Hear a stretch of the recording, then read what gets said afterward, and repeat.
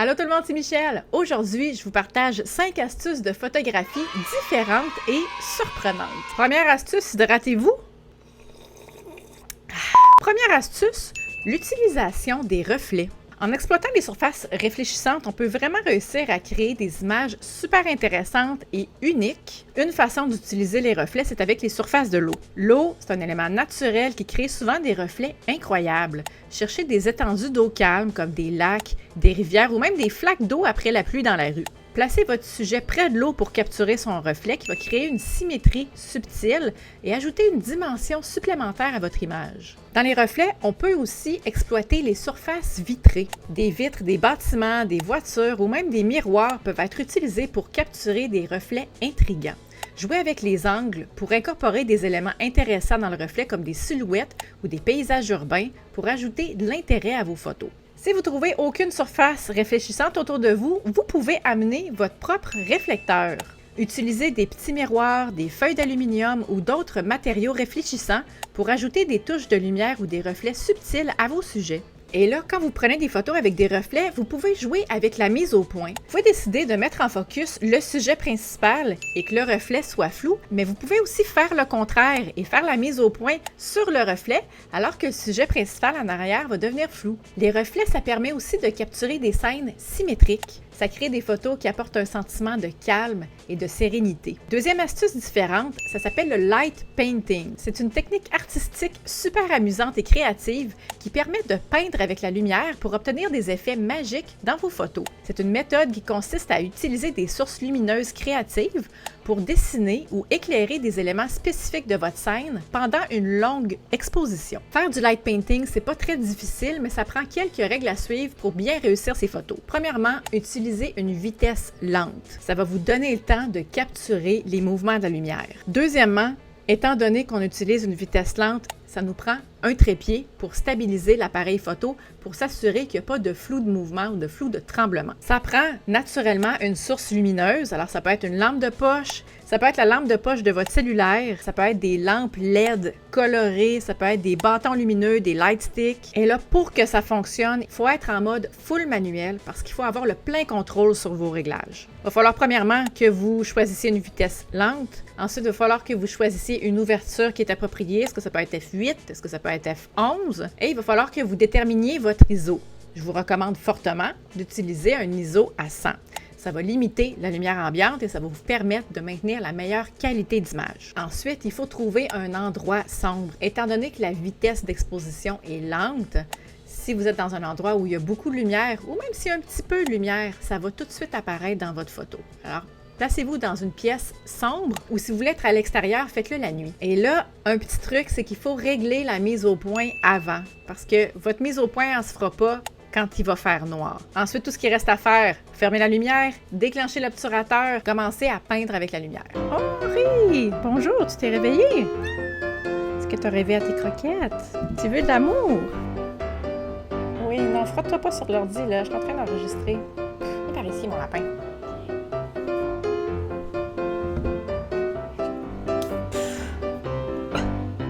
Une autre astuce différente, photographier avec votre téléphone cellulaire. La photographie avec son téléphone portable, c'est une opportunité fantastique pour capturer des moments spéciaux tout en ayant toujours leur appareil photo à portée de main. Malgré la taille compacte de nos téléphones, ils ont des très grandes capacités photographiques qui vont même des fois rivaliser avec des appareils photo traditionnels. Vous pourriez être surpris de voir la qualité des photos de votre cellulaire avec 0 $ d'investissement. Si c'est une avenue qui vous inspire ou qui vous intéresse, la première chose à faire, naturellement, c'est de se familiariser avec l'appareil photo de son téléphone cellulaire. Familiarisez-vous avec les réglages comme la mise au point, l'exposition, la balance des blancs. Pour réaliser des belles images, utilisez la règle des tiers est intégrée directement dans l'application de votre téléphone cellulaire. Faire de la photo, que ce soit avec un appareil photo, avec un cellulaire, ça reste la base de la photographie et ça prend de la lumière. Essayez de photographier dans des conditions de lumière douce comme au lever ou au coucher du soleil. Essayez d'éviter les lumières qui sont trop directes ou trop intenses comme la lumière du soleil de midi. Ensuite, la post-production, ça s'applique aussi pour la photographie avec des téléphones intelligents. Il y a des dizaines d'applications qui existent pour faire de la post-production sur votre téléphone cellulaire. Une que j'aime particulièrement, qui s'appelle Snapseed, permet de faire vraiment des belles retouches naturelles de façon intuitive, de façon rapide.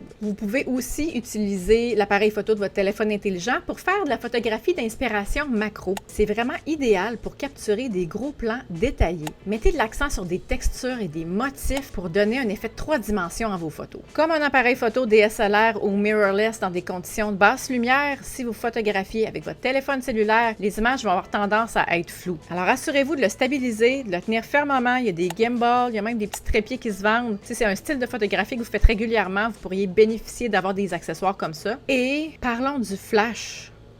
En général, le moins possible. Le flash, c'est... Si votre sujet est loin, ok, ça peut peut-être faire le travail, mais je vous dirais en général, là, ça fait une lumière dure, ça écrase le sujet, ça fait ressortir les imperfections, ça crée des ombres très peu flatteuses. Je partage d'ailleurs mon opinion dans ma formation le moins possible. Quatrième astuce de photographie différente et étonnante, c'est d'utiliser des filtres créatifs. Des filtres, que vous les ayez achetés ou que vous les ayez fabriqués, ça peut transformer une photo super ordinaire en photo extraordinaire. Il y a des filtres spécialisés qu'on peut se procurer en magasin, par exemple des filtres prisme qui vont faire un peu comme des kaléidoscopes. Ils sont conçus pour créer des effets et des motifs directement dans votre objectif au moment de la prise de vue. Avec un filtre prisme, on peut jouer avec la lumière pour obtenir des effets psychédéliques et des distorsions artistiques. Il y a aussi ce qu'on appelle des filtres étoiles. Ils fonctionnent en créant des étoiles scintillantes autour des sources lumineuses comme des lumières de la ville, des lampadaires ou la lumière du soleil. Les étoiles ajoutent une atmosphère magique et romantique à vos photos, qu'elles soient de jour ou de nuit. Souvent, c'est un petit filtre qu'on va visser juste à l'avant de son objectif. Bonjour, Henri. Tu veux monter? Vas-y.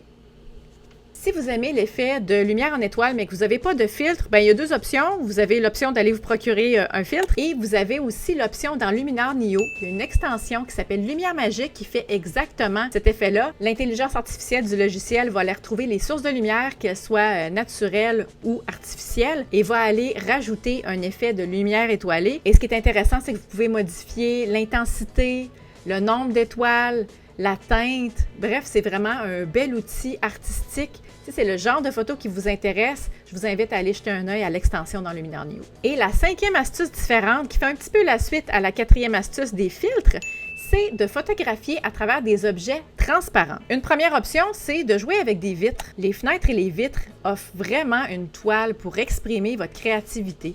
Imaginez-vous devant une fenêtre avec la pluie qui coule sur le verre et vous regardez des gens qui passent dans la rue avec leur parapluie. Va transformer la photo, lui rajouter une dimension et un effet dramatique. Vous pouvez aussi essayer de photographier des paysages à travers une fenêtre de train ou d'avion pour avoir une perspective unique. On peut aussi utiliser la réfraction. La réfraction, c'est un phénomène qui se produit quand la lumière traverse un objet transparent et change de direction.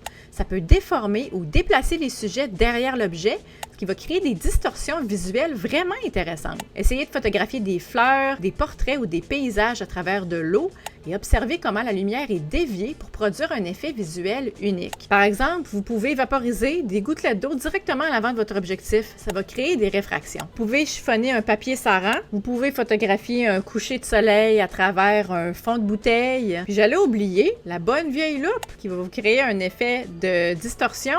Puis aussi, une petite inspiration de photos de macro. Si vous êtes moins du genre do-it-yourself, que vous aimez vous procurer des accessoires plus professionnels, j'ai vu sur Internet les fractals qui ont l'air vraiment super intéressants, qui pourraient vous permettre de créer des résultats vraiment le fun. Imaginez photographier des enfants à travers des bulles de savon. Les bulles vont agir comme des sphères qui vont rajouter une touche de brillance et de reflets de couleurs vraiment intéressants. J'ai parlé d'objets transparents, mais je vais faire une mention spéciale à tous les objets qu'on peut voir à travers, par exemple un grillage, du papier calque ou même un champ de fleurs. Imaginez, vous vous mettez plus bas avec des fleurs qui sont très hautes et que vous prenez votre sujet au travers toutes ces dizaines de pieds ou de mètres de fleurs, ça peut créer des très beaux effets. Ça fait le tour des 5 astuces créatives, différentes et étonnantes que j'avais pour vous. Si le contenu de la vidéo vous a été utile, je vous invite à le partager. Ça m'aide à faire connaître la chaîne et à aider encore plus de photographes. Si vous avez des questions ou des commentaires, gênez-vous pas, mettez-moi ça juste en dessous. Merci beaucoup d'avoir été là, puis on se dit à la semaine prochaine pour une autre vidéo. Bye!